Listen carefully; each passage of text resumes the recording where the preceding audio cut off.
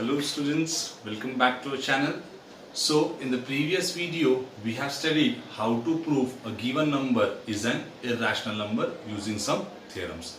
So now our today's topic is we are going to study three more theorems, and that theorem will be the last topic of this our chapter, and after this we will wind up our chapter number 1, that is real number. So that three theorems are totally based or totally related to the rational numbers and their decimal expansion. So without wasting our time, let's start today's class. So the very first theorem states that if any number is in the form of p by q, any number is given, that means p by q number is given, that means that number is a rational number. So for any rational number p by q, if this q is having a prime factorization to 2 power m phi to power n. Remember this q, that means the denominator is having a prime factorization to 2 power m phi to power n. It means that all the prime factors of that particular number which is in the denominator of a rational number, they will be either all 2's, all 5's or 2 and 5.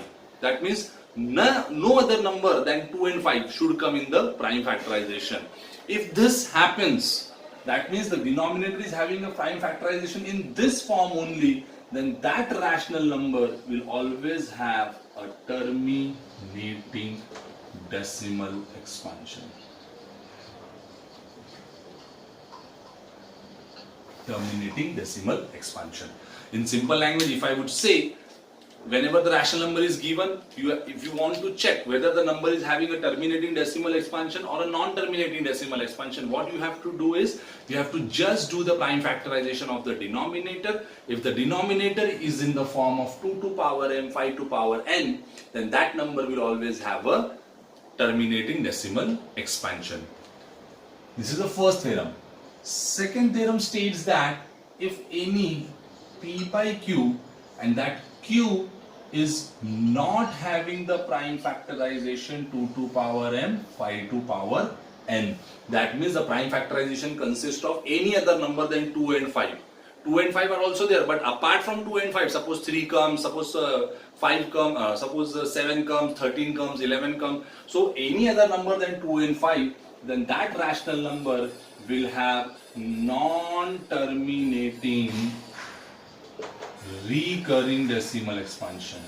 Non-terminating recurring decimal expansion. Is it clear, students? And the third theorem states that if any decimal expansion, if that decimal expansion is terminating, so if the decimal expansion is terminating, that means we can convert that number in the form of p by q, and when we convert that number in the form of p by q, then this denominator will be in the form of 2 to power m phi to power n. So see, ultimately all these three theorems are interlinked. The first theorem states that if the denominator is in the form, then the numbers will be terminating. If denominator is not in the form, the numbers will be non-terminating and recurring. And if the number is given, that means the number is given in the terminating form, then what can you say about the denominator? Then we can say that the denominator of that number will be in the form of 2 to power m phi to power n. So these are the three important theorems which decides or which are related to the decimal expansion of the numbers. So let's take few examples to understand this theorem more clearly. Let's take the examples. So let's suppose the first number is given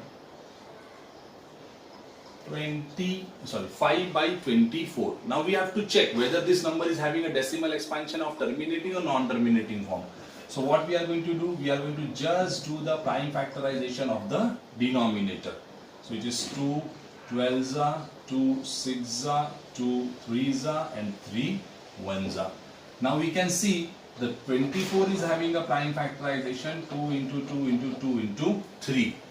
So this 2 is okay, but this 3 is coming in the prime factorization. For a number having a terminating decimal expansion, it should have either all 2's, all 5's or 2 or 5.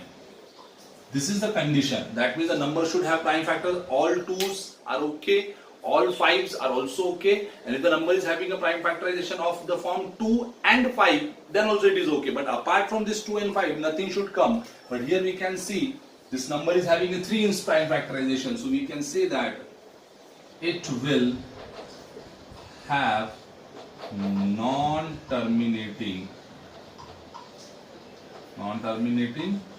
recurring decimal expansion. If the number is in the form of 2 to power m, 5 to power m, then the number will be having a prime decimal expansion in the form of terminating. If it is not having that form, it will be having a non-terminating and non-recurring. So this number is not having in that form, so it will have a non-terminating recurring. Let's take one more example to understand this. Let's take 3 upon, let's suppose 120, or what can we take? Let's take 120 only. 120, here we will take it as a 7. 7 upon 120. Now let's do the prime factorization. 120, 2, 60, 2, 30, 2, 15, 3, 5, 5, 1. So here we can see 2, 2, 2, and here 5, but this 3 is again there. So this will also have a non-terminating and recurring decimal expansion. Let's take one more example. 11 upon, suppose let's take 32. 11 upon 32. So now let's do the prime factorization of 32. 2, 16, 2, 8, 2, 4, 2, 2, 2, 1. So here we can see all 2's are there. All 2's are there. That means this will have a terminating decimal expansion. So always remember, whenever the number is having a terminating decimal expansion, it will have all 2's or it may be all 5's also. Suppose if I take 7 upon 125, so 125 we can see 5, 25, 5, 5, 5, 1. All 5's, this is also having a terminating. 2 and 5 we can say, suppose let's take an example here again, 23 upon 100. So 100 is having a prime factorization, 2, 50, 2, 25, 5, 5 and 5, 1. So it is having 2 and 5, that's it. So this is again is going to be a terminating decimal expansion. So the number having a decimal expansion in the form of 2 to power m, 5 to power n, so that number will always have a terminating decimal expansion.